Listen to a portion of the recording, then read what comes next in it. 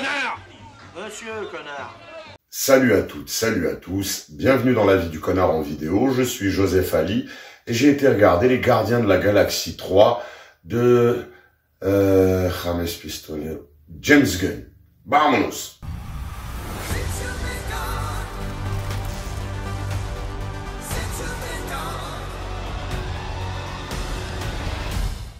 Alors qu'on tente plus ou moins de le kidnapper, Rocket Raccoon est grièvement blessé et afin de le sauver, ses amis vont devoir se rendre dans la planète où il a été créé. C'est là le point de départ des nouvelles aventures des Gardiens de la Galaxie. Alors la photographie, dans les premiers instants, c'est vraiment très désagréable parce qu'on est très marvelien, très surexposé, tellement surexposé que le carton-pâte des décors s'est complètement grillé. C'est abusé et ça c'est pendant à peu près les 5 à 10 premières minutes. Mais dès lors qu'on passe avec moins d'éclairage, tout de suite ça devient meilleur et à partir de là ça fait vraiment le job. La réalisation c'est pas mal, alors c'est peu inventif, peu créatif, mais c'est classique et ça fait le taf. On n'a pas de plan de fou, à part peut-être dans les scènes d'action où là c'est vraiment pas mal. Mais sinon pas grand chose à se mettre sous la dent. À la mise en scène par contre, j'ai trouvé que c'était plus que correct. C'est très classique, mais c'est plutôt pas mal. Les montées en tension sont très bien gérées, on est très vite concerné par l'enjeu. Les scènes, l'émotion elle aussi est très bien amenée, bien maîtrisée. À mon sens, la mise en scène c'est le compartiment le plus fort du film. Au niveau du scénario, c'est pas mal écrit.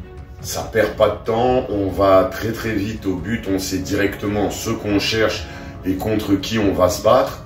Et j'ai bien aimé le fait que on n'ait pas eu recours à systématiquement désamorcer les situations par des blagues un petit peu débiles, etc. Là, non, au contraire, les situations elles vont jusqu'au bout et c'est souvent des situations débiles qui elles sont désamorcées par des situations un peu plus graves. Et j'ai trouvé que c'était vraiment pas mal de ce côté-là. L'humour, je l'ai trouvé bon et plutôt bien placé dans les scènes. De ce côté-là, vraiment, l'écriture a vraiment fait un effort. Au casting, alors Chris Pratt, au début, j'ai trouvé que c'était mauvais. Franchement, les 5-10 premières minutes, c'était mauvais. C'était dans le surjeu.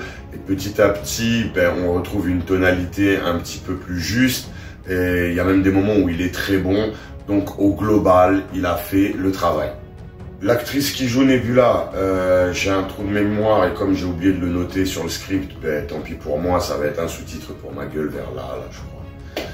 Elle, j'ai trouvé qu'elle était très bonne, elle fait vraiment un bon travail. J'ai beaucoup aimé le personnage qui nous a été proposé. Elle sort du lot et je trouve que le personnage a gagné en épaisseur. Franchement, c'était pas mal. Dave Bautista, il fait un très bon travail, il est à son niveau. Et franchement, à chaque film que je vois, il confirme de plus en plus. C'était vraiment pas mal aussi. Zoé Saldana, elle fait un travail très propre sur un personnage qu'elle maîtrise totalement. Mais quand même, c'est louable. Tout le casting, dans l'ensemble, c'est très bien comporté. J'ai vraiment rien noté de faux ou d'aberrant.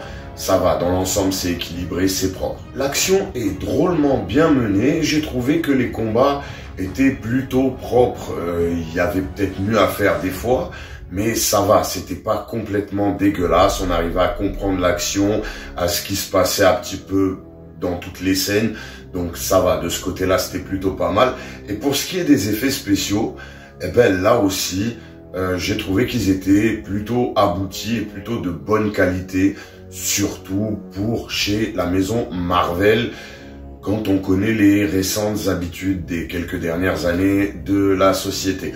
Donc vraiment, côté VFX, action, gestion de l'action, c'était vraiment pas mal non plus. Alors la musique. Franchement, c'est des bons morceaux. C'est des très bons morceaux. Mais tout le temps, il y a tout le temps un morceau qui commence, une musique. C'est tout le temps, pendant 2h30, ça n'arrête pas, que des chansons. Et franchement, non. On aurait dit qu'il n'avait pas confiance en sa mise en scène pour tout le temps devoir utiliser de la musique pour surenchérir. Et ça, vraiment, c'est indigeste. C'est la seule chose qui peut même au bout d'un moment donner des longueurs au film.